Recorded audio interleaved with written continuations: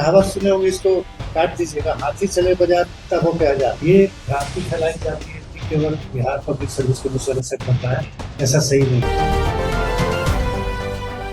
हाथी चले बाजार तो कुत्ता भौंके हजार।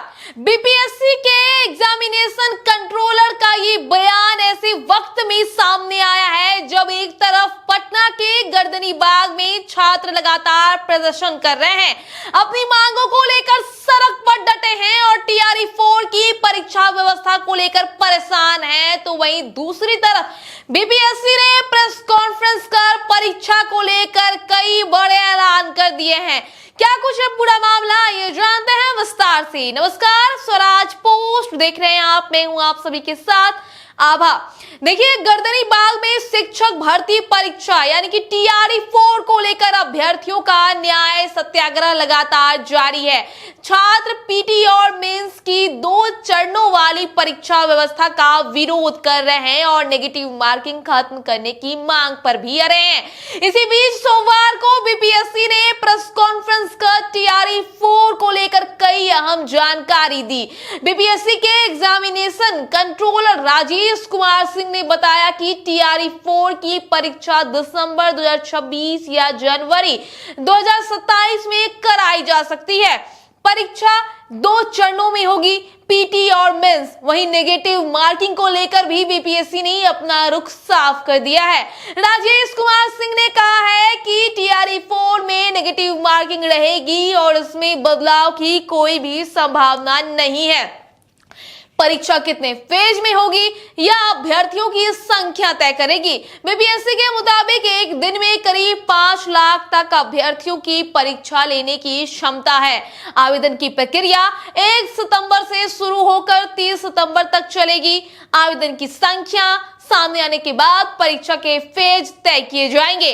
अब बात उस बयान की जिसने सबसे ज्यादा सुर्खियां बटोरी। गर्दनी बाग में प्रदर्शन कर रहे छात्रों द्वारा बीपीएससी की कॉपियां पर उठाए जा रहे सवालों को लेकर जब पत्रकारों ने सवाल किया तो एग्जामिनेशन कंट्रोलर राजेश कुमार सिंह ने कहा कि हाथी चले बाजार तो कुत्ता भौंके हजार। उन्होंने कहा कि आंदोलन के दौरान तीसरी रैंक की कॉपी दिखाकर ये दावा किया जा रहा है कि कॉपी खाली है, लेकिन बीपीएससी के मुताबिक कॉपी में कितना लिखा है सिर्फ इसी आधार पर नंबर नहीं दिए जाते, बल्कि उत्तर की गुणवत्ता के आधार पर अंक दिए जाते हैं। इसके साथ ही अधिकारी ने यह भी कहा कि पहले कॉपी में कितना लिखा है उसे देखकर नंबर देने की प्रवृत्ति थी, लेकिन अब उत्तर की क्वालिटी को आधार बनाया जाता है। वहीं जब उनसे पूछा गया कि अगर कोई छात्र गलत कॉपी दिखाकर भ्रम फैला रहा है तो उसके खिलाफ कार्रवाई क्यों नहीं की जा रही है, इसी सवाल के जवाब में उन्होंने दोहराया कि हाथी चले बाजार तो कुत्ता भौंके हजार। बीपीएससी ने 2 चरणों की परीक्षा को लेकर भी सफाई दी। एक कहावत सुने होंगे, इसको काट दीजिएगा। हाथी चले बाजार तब हो क्या जा। आयोग का प्रावधान है, तो आयोग में सम्यक विचार उपरांत ये नॉर्म, ये नियम पारित हो चुका है कि कोई भी एग्जाम 2 स्टेज से कम का नहीं होगा, 2 या 3 स्टेज का ही होगा। तो ये भ्रांति फैलाई जा रही है कि केवल बिहार पब्लिक सर्विस कमीशन से बन रहा है, ऐसा सही नहीं। इसके बाद एक निगेटिव मार्किंग की बात की जा रही है कि निगेटिव मार्किंग क्यों।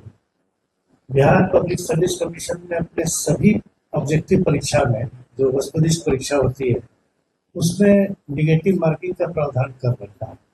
किसी एक परीक्षा को यह कहकर कि पहले नहीं था या कभी नहीं था या जो भी, ये सही नहीं है। अब जो भी परीक्षाएं ऑब्जेक्टिव हो रही है बिहार पब्लिक सर्विस कमीशन से, वो सभी निगेटिव मार्किंग के साथ हो। वहीं अधिकारियों के मुताबिक ये कोई नई या सिर्फ बिहार में लागू होने वाली व्यवस्था नहीं है। नीट यूजी 2024 के बाद बनी राधा कृष्णन कमेटी की सिफारिशों और ईओयू की सलाह का भी इसमें हवाला दिया गया है। उधर गर्दनीबाग में छात्रों का आंदोलन जारी है। 32,300 से ज्यादा शिक्षक पदों पर होने वाली टीआरई 4 भर्ती में अभ्यर्थी पीटी मेंस व्यवस्था और नेगेटिव मार्किंग का विरोध कर रहे हैं। हालांकि सोमवार को सरकार की ओर से बातचीत की पहल हुई है। छात्रों के एक प्रतिनिधि मंडल को पटना डीएम ऑफिस बुलाया गया है, जहां उनकी मांगों पर बातचीत होनी है। अब बड़ा सवाल यही है, क्या सरकार और छात्रों के बीच बातचीत से टीआरई 4 को लेकर हो रहे गतिरोध खत्म होगा, या फिर पीटी मेंस और नेगेटिव मार्किंग पर बीपीएससी के इस साफ रुख के बाद आंदोलन और तेज होगा? ये देखना दिलचस्प होगा कि इस पर अब छात्र क्या फैसला लेते हैं। इस खबर को लेकर अपनी राय जरूर बताइएगा और बाकी खबरों में यही बने रहे स्वराज पोस्ट के साथ। धन्यवाद।